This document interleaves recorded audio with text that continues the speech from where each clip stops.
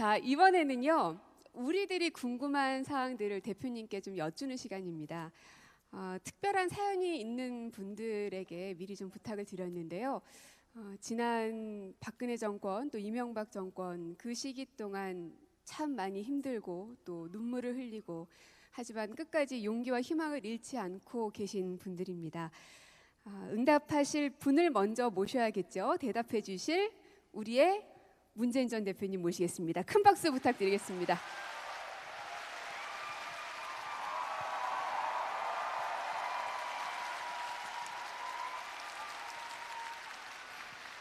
대표님, 265가 그냥 그렇다네요. 저는 그 집에 가서도 계속 생각했어요. 만나는 남자마다 물어봤거든요. 작은 발이 아니냐.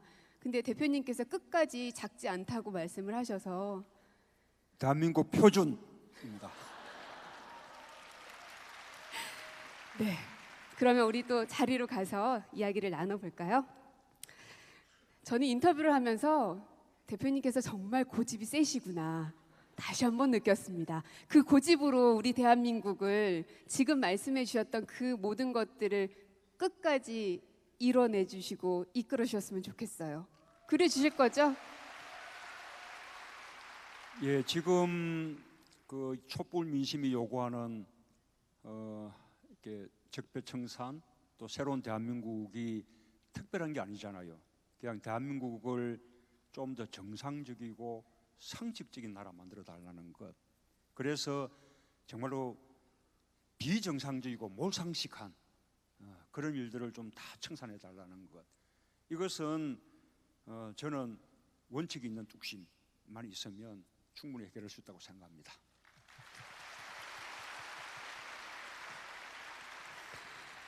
네, 첫 번째 모실 분은요. 이 비정상적인 사회에서 누구보다 많은 눈물을 흘리셨을 분이십니다. 세월호 유가족이시죠. 유경근 선생님 나와 계시는데 어디 계신가요? 일어나 주시겠습니까? 예, 이쪽에 있습니다. 예. 예, 반갑습니다. 내가 질문 받는 거예요? 예, 멀어서 잘 안 보이시죠? 예. 저는 4.16 세월호 참사 진상 규명 및 안전사회 건설을 위한 피해자 가족 협의회에서 집행위원장을 맡고 있는 단원고등학교 2학년 3반 24번 예은이 아빠 유경근입니다.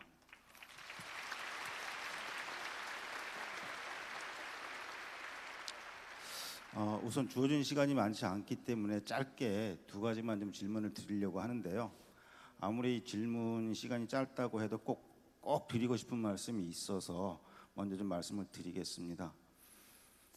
오늘이 세월호 참사 일어난 지 1026일이 되는 날입니다.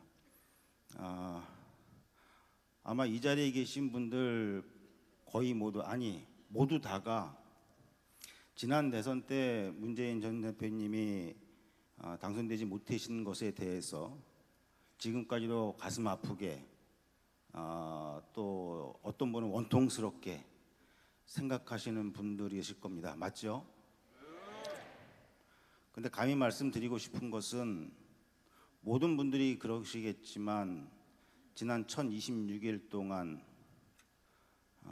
가장 그것을 아프게 생각하고 있는 것은 바로 제가 아닐까 생각을 합니다. 이것은 비단 문재인 대표님 개인에 대한 지지 여부를 떠나서 지난 1026일 동안 이 박근혜가 우리들에게 했던 짓을 겪어보고 나니 적어도 저 사람만 아니었더라면 우리 아이들은 죽지 않았을 수도 있겠다라는 그 생각이 워낙 강하다 보니 그런 마음이 좀 들고 있습니다. 그래서 꼭 부탁드리고 싶은 것은 다행히 문재인 대표님뿐만이 아니고 야당에서 출마하시겠다고 하는 대부분의 분들이 세월호 참사의 진상규명에 대해서 적극적인 의지를 보여주고 계시기 때문에 이제라도 다행이라고 생각을 합니다만 어쨌든 이번에는 꼭 정권 교체하셔서 세월호 참사 진상규명, 세월호 인양, 미수습자 수습, 선체 조사 그리고 세월호 참사 이후에 국민의 생명을 끝까지 포기하지 않고 책임지는 그러한 정부 사회를 반드시 만들어 주시기를 꼭 부탁을 드리겠습니다.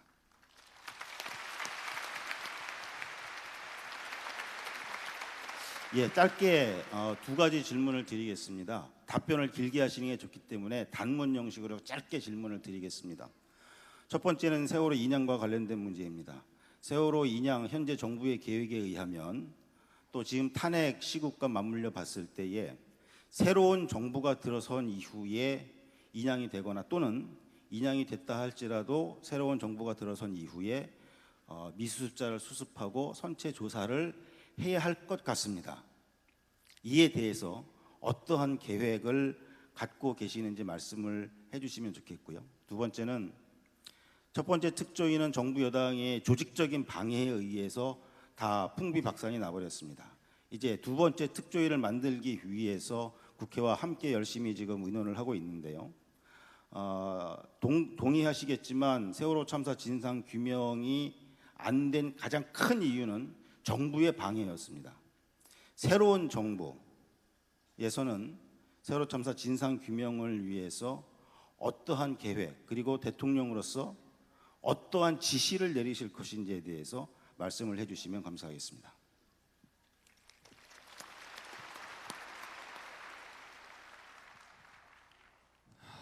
예, 이제 세월호 참사는 정말 참 부끄러운 대한민국의 모습. 예, 정말 그때 대한민국이란 국가 또 정부가 없었던 거죠. 이제 저는 뭐 더 가정스러운 것은 그러고 난 이후에 그 가족들의 그 아픈 마음까지도 국가가 안아주지 못했다. 안아주기는커녕 이분들이 국가의 무능과 무책임을 비판하고 나선 순간, 그 순간부터 오히려 이분들을 적으로 대하겠습니다. 세월호 피로를 이야기하고요, 예산 도둑질이라고 이야기하고, 있을 수 없는 일이죠. 그렇게 해서 세월호 문제 이렇게 넘어갔다고 생각했을지 모릅니다. 그러나 그런 분노들이 결국은 촛불 집회에서 촛불 민심으로 그렇게 되살아나고 있는 거 아니겠습니까? 세월호 문제에 대해서 우리가 제대로 조사하고 제대로 규명하고 또 책임져야 할 사람들에게 책임을 묻고 하는 것은 정말 새로운 대한민국, 특히 안전한 대한민국으로 가는 첫 출발이라고 생각합니다.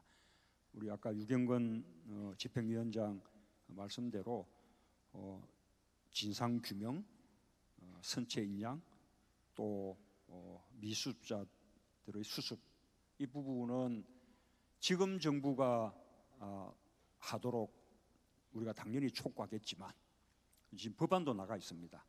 그러나 지금 정부가 다 못한다면 그것은 다음 정부가 계속해서라도 끝까지 해내겠다라는 약속을 드립니다. 저는 지금까지 세월호 가족들 그 아픔과 쭉 함께 해왔고 그것이 아픔으로 끝나지 않고 정말로 새로운 대한민국으로 가는, 안전한 대한민국으로 가는 그런 출발로 삼아내야 그나마 그래도 그 아픈 그 목숨들의 희생이 그래도 뭔가 가치 있는 희생이 되지 않겠습니까? 자, 그렇게 다들 함께 노력하십시다. 예.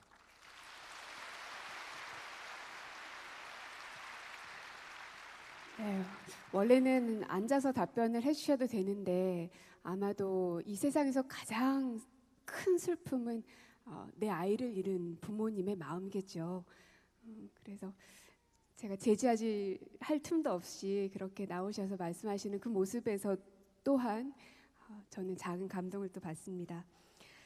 다음에 또 말씀하실 분은요, 재래시장 상인으로 여러 고민들을 안고 계신 분입니다. 윤혁 노량진 성대시장 상인 대표 나오셨습니다. 지금 어디 계신가요? 네, 안녕하십니까? 네. 저는 성대 전통시장 상인회장을 맡고 있는 윤혁입니다. 안녕하십니까. 저도 애가 아들만 둘 키우는데 참 슬픈 얘기인데 그래도 저희는 이제 잘 해결되리라 믿고요.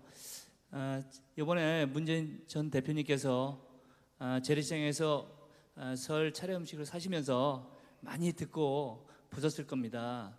예전보다 정말 힘듭니다. 저희가 처음에 장사할 때만 해도 진짜 차례상에 올리는 음식은 정말 크고 좋고 한우 뭐 이렇게 국산만 찾았는데 요새는 서민들이 힘들다 보니까 너무 씀씀이를 줄이다 보니까 상인들도 어렵다 하는 얘기가 절로 나오는 것 같습니다.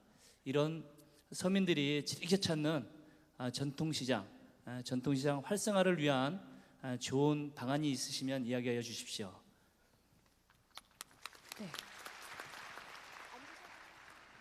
예, 뭐 아까 소상공인 뭐 대책 이야기할 때 또 기본적인 말씀은 드렸는데요.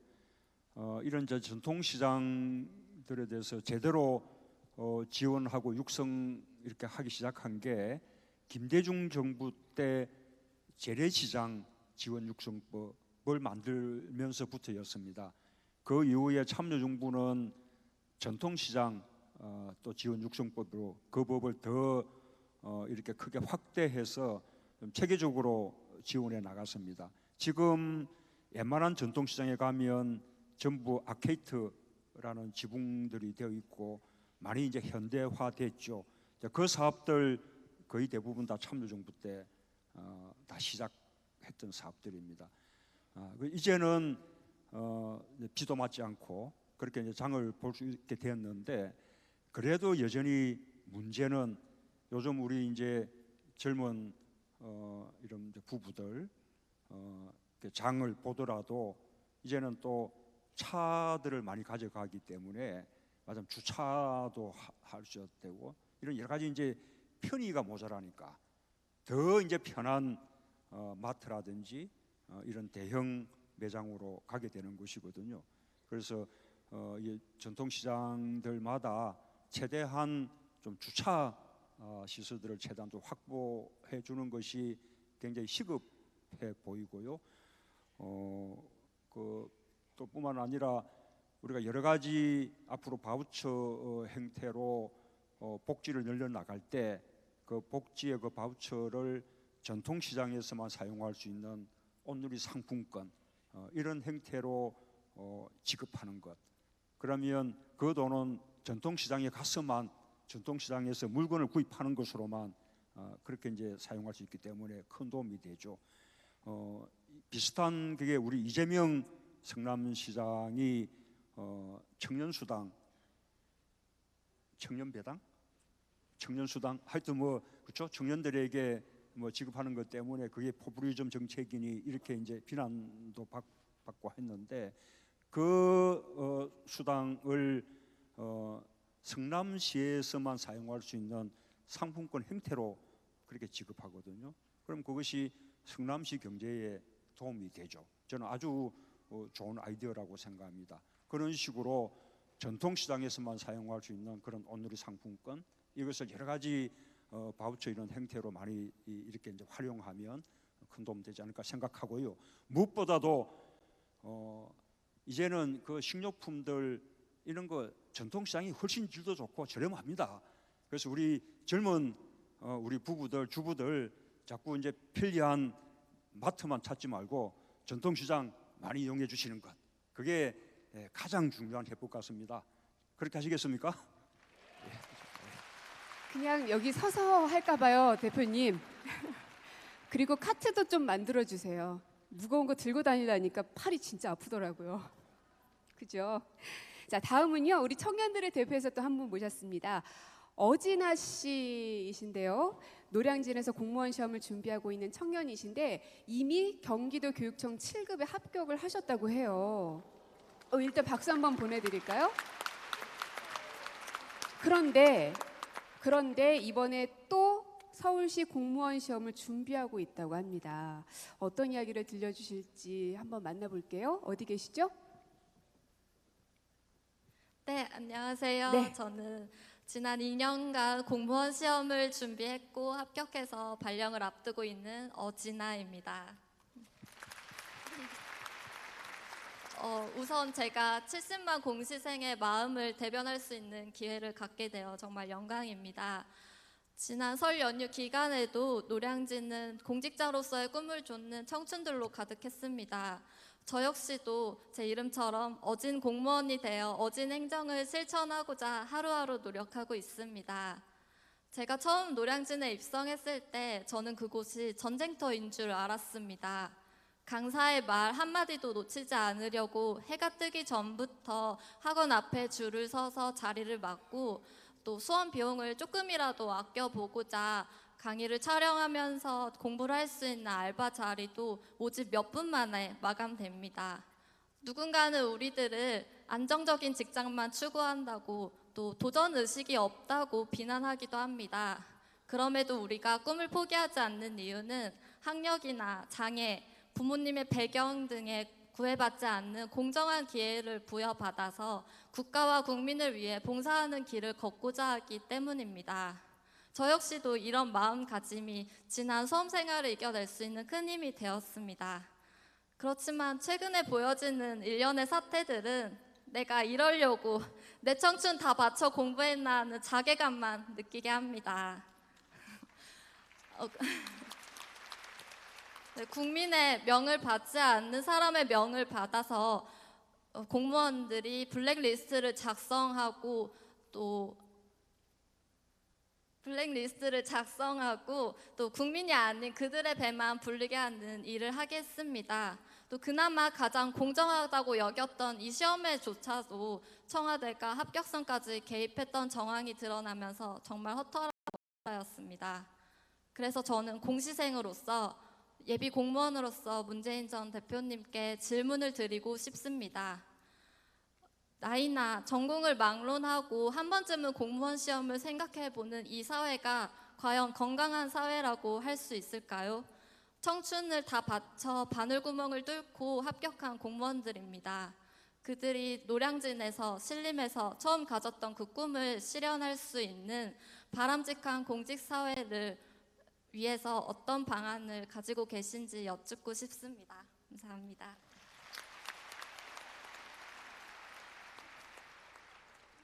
예, 우선 합격 축하드립니다. 문재인 정부의 공무원이 된다면 그런 일이 없을 겁니다.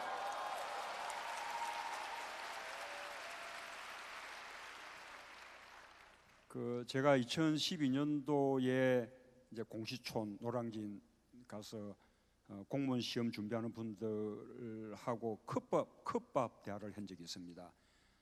이분들이 이제 식사비도 아끼려고 거리에 포장마차에서 2,000원 또는 2,500원 이런 이제 컵밥을 먹는 거예요.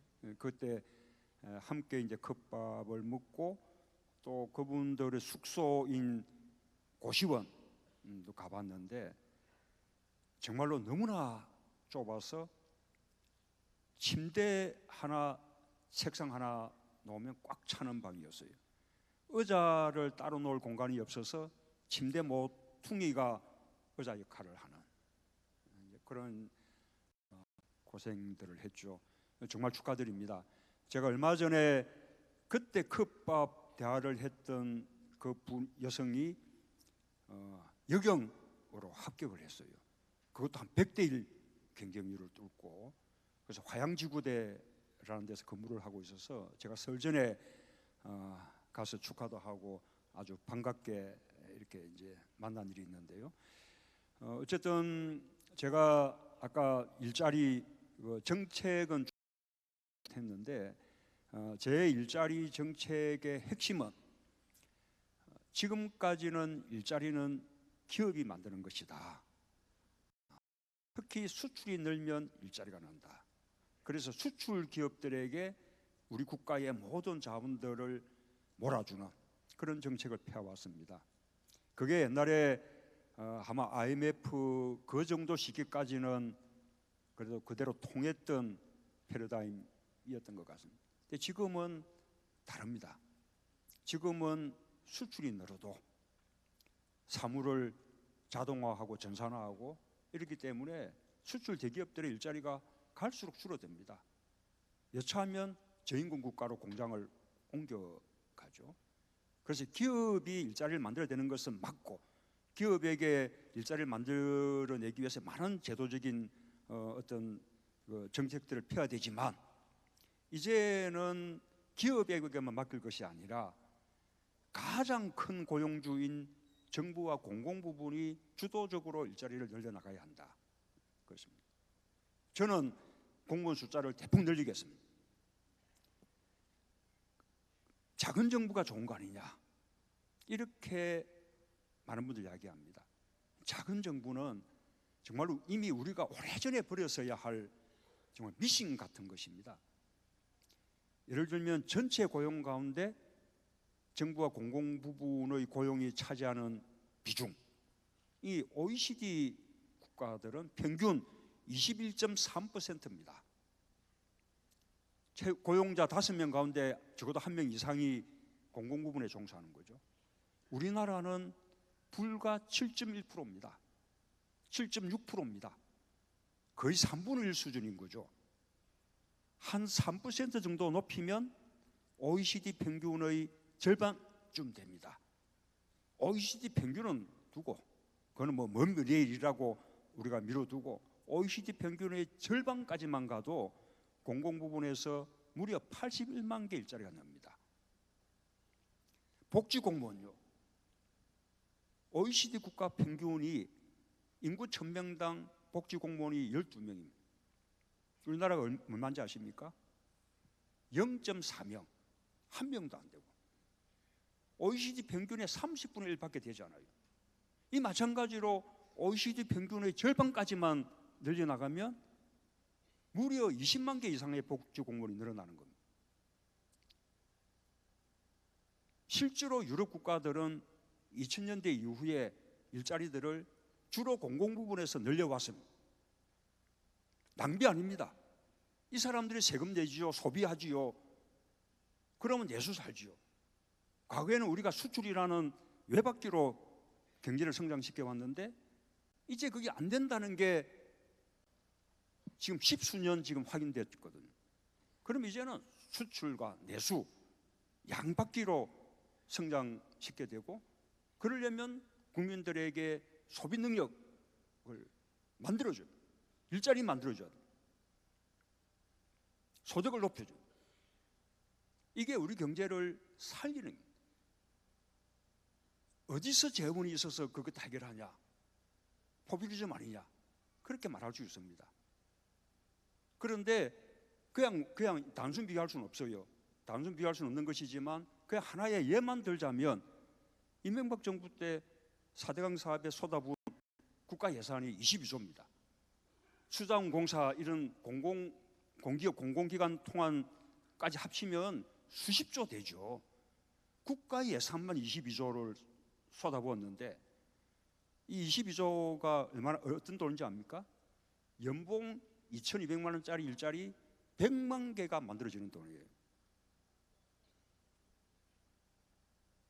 말하자면 우리가 재정 능력이 없는 것이 아니다. 어디에 더 우선순위를 두느냐라는 문제인 거죠. 우리 지금 예산이 400조, 그중에 2017년도 고용 예산이 17조가 책정되어 있습니다. 205조가 재량 예산이기 때문에 우리가 절감하거나 용도를 우선순위 조정하면 고용 예산을 더 늘릴 수 있는 거죠. 예를 들면 고용 예산 10조만 일자리에 공무원 숫자 늘리게 투입한다면 지금 공무원 초임이 연봉 2천만 원쯤 되거든요. 연봉 2천만 원짜리 공무원 자리 50만 개 만들 수 있는 거예요. 얼마든지 국민적 동의가 있으면 저는 해낼 수 있는 일이라고 그렇게 생각하고, 뿐만 아니라 이제 일자리 해결하지 않으면 안 된다라는 것은 저는 온 국민들이 다 동의하는 바라고 생각합니다. 그리고 이런 부분에 대해서도 우리 젊은 사람들이 보다 적극적으로 투표에 참여하고 정치에 참여하고 하면서 일자리 만들어 달라라고 목소리를 높여야 돼요. 작은 정부, 진실 아니다, 미신이다.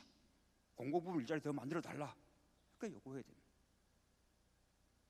어떻게 공무원 되기 위해서 100대1 경쟁력 그거 하느라고 몇 년 세월을 공시촌에서 컵밥 먹으면서 젊은 청춘 다 보내야 되겠습니까?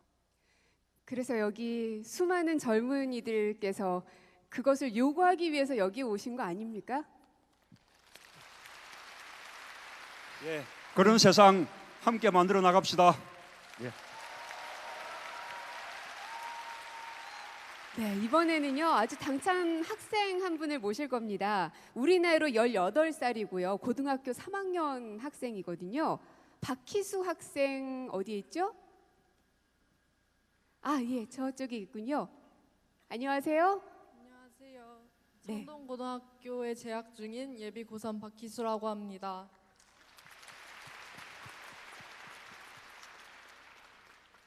네, 요즘 만 18세 선거권에 대해서 많은 얘기들이 나오고 있잖아요.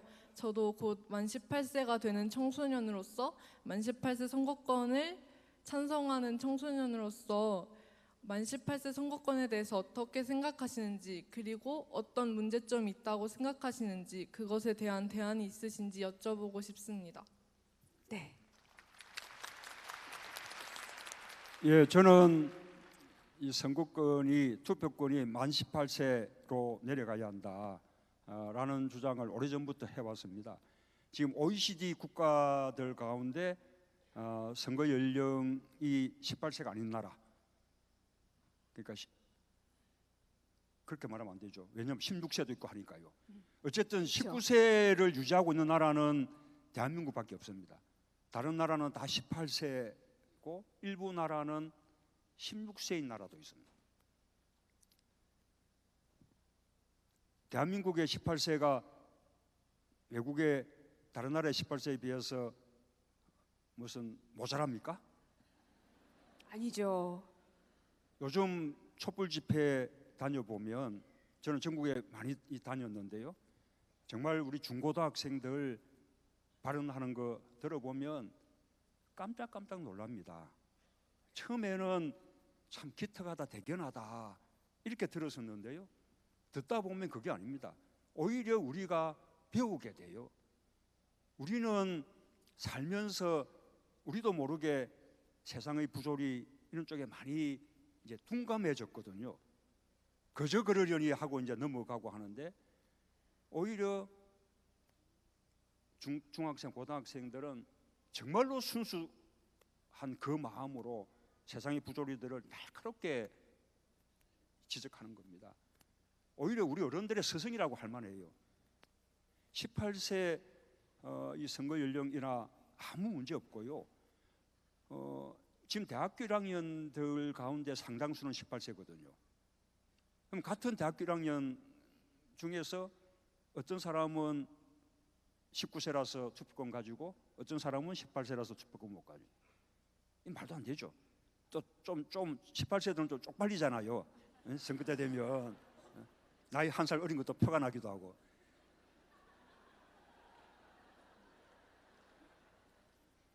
고등학교에 정치가 들어가고 선거가 들어가고 하면 이것은 반교육적이다, 이렇게 말하는 분들이 있습니다. 이런 사람들은 젊은 사람들의 목소리를 두려워하는 거예요. 오히려 정치는 고등학교 단계 때부터 오히려 더 활성화돼야 돼요. 아까 말한 유럽 국가들은 이미 고등학교 때 정당 활동도 가능합니다. 고등학교 안에, 영국 같으면 고등학교 안에 영국의 노동당위원회가 있고, 무슨 학교 노동당위원회, 무슨 학교 보수당위원회, 이런 게 있는 거예요.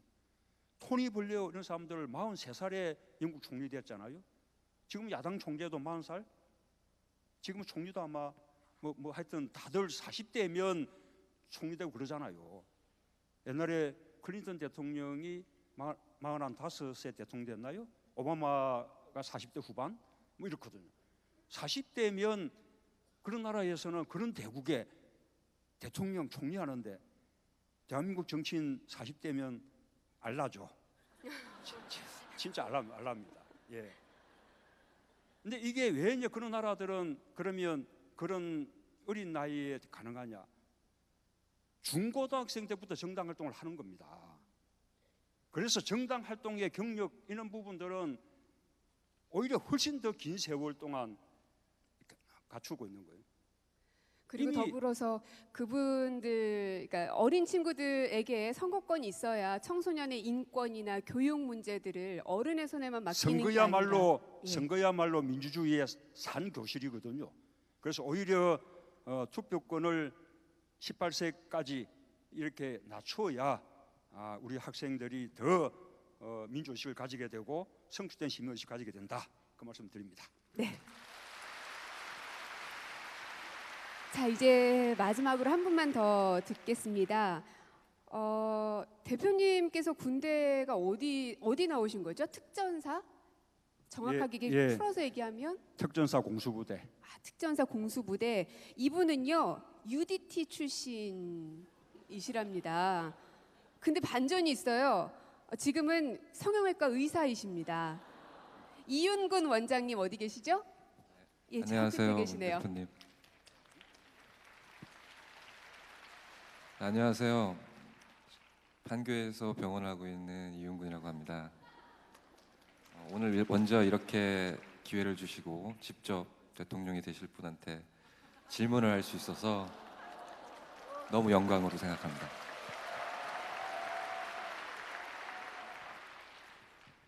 먼저 저는 두 가지 질문이 있습니다. 근데 이 내용은 어떻게 보면 되게 간단하면서도 되게 복잡한 문제입니다. 그 내용 질문을 하기 전에 제가 먼저 제 경험과 저에 대해서 간단하게 설명을 드리겠습니다. 저는 원래는 캐나다 시민권자였습니다. 97년도에 이제 대학을 가서 거기서 대학을 졸업하고 한국에 취업 때문에 나오게 되었습니다. 근데 대한민국 남자들이 가지고 있는 모든 권리면서 의무인 군 복무를 해야 됐었고요. 자원 입대해서 해군 UDT에 들어갔고 거기서 이제 정보사령부 여하 UDU라는 부대를 거쳐서 대위로 제대하였습니다. 만 40개월 근무하였습니다. 근데 저는 솔직히 여기 계신 많은 젊은이들보다도 못한 아무런 정치에 관심도 없고 아무것도 몰랐던 동포가 뭔지 조국이 뭔지를 몰랐던 어떻게 보면 그냥 이민자 한국에 대한 애착만 있었던 그런 사람이었었습니다. 군대 가기 전까지는. 근데 군대에 가서 많은 걸 깨달았고요. 또 거기서 많은 걸 느꼈고 운명적으로 큰 사건을 경험하게 됩니다. 2010년도 3월에 한 달 제가 제대하기 남겨놓고 한 달 정도를 남겨놓고 천안함 사태가 터졌습니다. 거기에 바로 차출이 되었고 이제 일을 하게 되었죠. 거기서 제가 느낀 거는 아직도 생생합니다. 거기 아들의 주검을 놓고 아니라고 얘기하시는 분들, 가족들, 군대에서는 어떻게 해서든 막아보려고 통제하려고 하는 군 당국, 말도 안 되는 억측을 가지고 거기에 있지도 않으면서도 계속 유언비어 퍼뜨려서 국민들 선동하는 언론, 종북이니 보수니 진보니 나눠서 편가르기 하면서 싸움질하는 정치권들, 참 많은 걸 느꼈습니다. 근데 하지만 제가 오늘 이 자리에서 나와서 문 대표님께 꼭 말씀하고 싶은 건 그 자리에 있으면서 제가 느낀 것은 이런 모든 사람들이 남이 아니라 결국 우리 가족이며 제 어머니며 거기 누워있는 그 시신이 제 남동생이라는 사실입니다. 지금 현재 이 국정농간 사태 및 세월호, 천안함, 우리 국민들의 마음은 다 제가 느꼈던 거랑 같은 거라고 생각이 됩니다. 지금 그런 상태이고 어떠한 이러한 사태를 막기 위해서는 무언가를 해야 하는 사태입니다. 그래서 저는 문 대표님을 매우 지지하는 이유 중에 하나가 제가 했던 경험을 문 대표님께서는 하신 것 같습니다. 저처럼 힘든 훈련을 다 이겨내셨고 또 실전까지 경험하신 분이 전 종북이라고 믿을 수가 없습니다. 많은 분들이 종북이라고 물어봅니다. 문 대표님에게. 똑같습니다. 천안함 때 있지도 않은 일. 언론들은 계속 그 자리에 있지도 않았으면서 아는 척을 하는 것 같습니다. 네, 제가 말씀을 끊어서 정말 죄송한데요. 저희가 또 갈 길이 많거든요. 네, 알겠습니다. 예, 제가 간단하게 죄송합니다. 질문하겠습니다. 네. 문 대표님 종북이십니까? 간단하게 대답을 해주시죠, 대표님. 예, 뭐 결코 아니고요. 뭐 제 답을 뭐 꼭 바라신 건 아닌 것 같고 필요한 말씀을 다 해주셨습니다. 저도 그 특전사 공수부대를 나왔는데 제 주특기가 폭파였거든요. 그래서 폭파는 또 수중 폭파도 있기 때문에 제가 UDT까지는 아니더라도 저도 스쿠버 교육까지는 그래도 받았고 인명구조원 자격도 가지고 있고 UDT하고는 거의 동조의식을 느낍니다. 예. 자, 네, 우리가 그래서 질문이 하나 더 있으신 것 같은데. 또 네, 하나 더 있습니다. 지금 이제 당연히 저는 그런 배경을 가진 사람으로서 네, 국가 안보에 대한 질문을 안 할 수가 없습니다. 이거는 어떻게 보면 우리 모든 국민의 생존과 관련된 문제고요. 현재 지금 아마 한국 전쟁 이후로 가장 큰 국가 안보 위협 상황입니다. 북한이 핵을 가지고 있고, 물론 지금 사드 문제도 결국은 이런 안보 상황의 연장선이라고 생각이 되는데요. 지금까지의 정부들은 확실한 대답이 없었습니다. 어떤 대책도 없었으며 압박을 가하겠다. 협상의 물꼬를 트겠다. 이런 얘기만 계속 했었단 말이에요. 새로운 정부는 이에 대한 확실한 네. 대답을 구체적으로 해야 된다고 생각합니다. 이에 대한 생각과 방안을 좀 말씀해 주시면 감사하겠습니다. 예, 북핵 문제는 우리가 반드시 해결해야 합니다. 우리 생존권에 걸려 있는 문제죠. 오히려 미국이나 다른 나라들은 위협을 느끼는 정도겠지만 우리는 생존이 달린 그런 문제입니다. 그래서 한반도 비핵화 반드시 관철해내야 되고요. 이제 그러기 위해서 우리가 북한의 핵실험에 대해서 국제적인 공조 속에서 강도 높은 제재 압박하고 있는 건데요. 뭐 그것은 저는 필요한 일이라고 봅니다. 그러나 그것만으로는 해결되지 않습니다. 제재 압박 그것만으로 해결되지 않는다는 것이 이명박 박근혜 정부에서 확인됐죠. 그러는 사이에 북한 핵은 점점 고도화돼서 지금 무기화된 단계에 이르렀습니다. 그래서 해법은 한편으로 강도 높은 제재와 압박을 하면서도 다른 한편으로는 대화와 협상, 병행해야 된다. 제재와 압박의 목표는 북한을 핵 문제를 해결하는 협상 테이블로 끌어내는 것이 목표. 과거에 참여정부 때 북한 핵실험이 있은 이후에 육자회담이라는 다자외교를 통해서 거기서 9.19 공동성명 끌어내지 않았습니까? 북한의 완전한 핵폐기와 평화체제, 북미관계 정상화 함께 이루도록 합의했었죠. 이명박 정부 그 뒤에 냉각탑 폭파하는 단계까지 이행이 되다가 결국 이명박 정부에서 그 뒤에 이행이 되지 않으면서 그 합의가 흐지부지 되었는데 그런 방식의 해법이 필요한 것입니다. 저는 트럼프 정부도 생각이 다르지 않을 거라고 저는 믿습니다.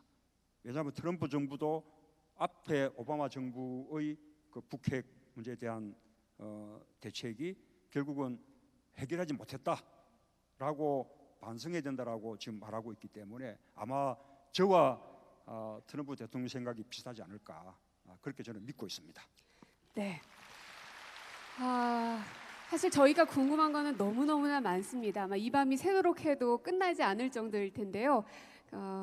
하지만 또 우리는 빨리 끝내야 하는 숙명이 있습니다. 광화문으로 가야 되기 때문에. 그래서 오늘 정말 하나하나 성심성의껏 답변을 해주신 우리 문재인 대표님께 다시 한번 뜨거운 박수 부탁드리겠습니다.